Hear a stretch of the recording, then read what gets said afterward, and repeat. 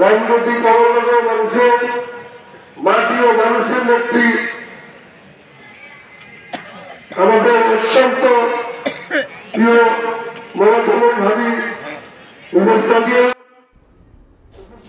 জাতীয় সমাজতান্ত্রিক দলের সিনিয়র সহ সভাপতি ও লক্ষ্মীপুর ৪ আসনের বিএনপি জোটের সম্ভাব্য প্রার্থী তানিয়া রব বলেছেন, শেখ হাসিনা না পালালে এই নির্বাচন হতো না। এটি সময়ের পরিপ্রেক্ষিতে আকস্মিক নির্বাচন। সোমবার রাতে কমলনগরের হাজিরহাটে তোয়াহা স্মৃতি মহিলা কলেজ মাঠে উপজেলা জাতীয় যুব পরিষদের আয়োজিত এক আলোচনা সভায় প্রধান অতিথির বক্তব্যে তিনি এই মন্তব্য করেন। তিনি আরও বলেন, ভুলুয়া নদী খনন, রাস্তাঘাট উন্নয়ন, মাতৃত্বকালীন ভাতা, ভিজিডি, ভিজিএফ বরাদ্দ সহ জনগণের অধিকার নিয়ে দীর্ঘদিনের অনিয়ম বন্ধ করতে হবে। সরকারি বরাদ্দ ঠিকভাবে না পৌঁছানোর অভিযোগও তোলেন তিনি।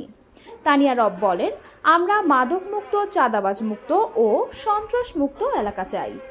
জোটের প্রার্থী হয়ে তারা মার্কায় বিজয় অর্জন করব ইনশাআল্লাহ।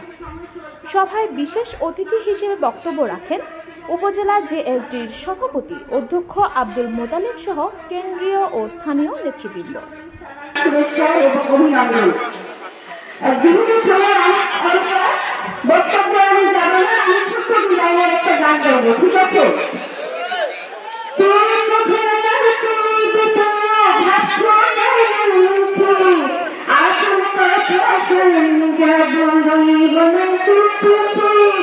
জীবনটা তুয়ান করো, মনটাকে উচ্ছ্বাস করো, বরং কিছু মানুষ আর চিরদিন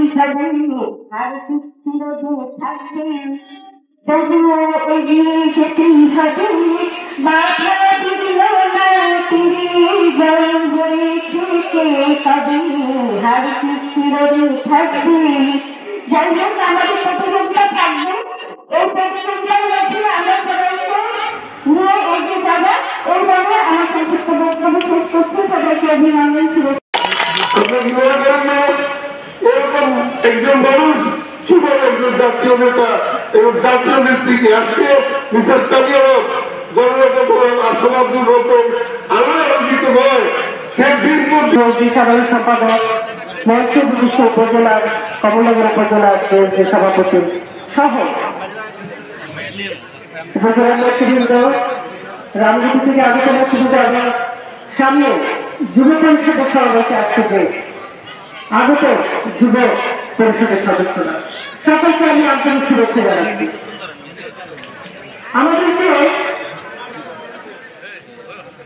এই সময়ে চলাচলে একটা পরীক্ষার জন্য দেওয়া হয়। আমরা আকাঙ্ক্ষা রাখি, কিন্তু আমাদেরকে এই সময়, নামাজের সময় সবকিছুই আমাদেরকে মাথায় নিতে হবে। সেজন্য অনেকেই মন ভরে কথা বলতে পারেনি।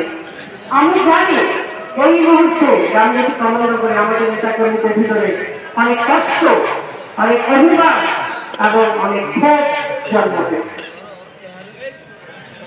আমরা বুঝতে চাই সিনিয়র হারিয়ে যে অভ্যুত্থানের পরে যে সময় এসেছে। কবির হোসেন রাকিব এর তথ্য ও চিত্রে কানিজ ফাতেমা, চ্যানেল 21, কমলনগর, লক্ষ্মীপুর।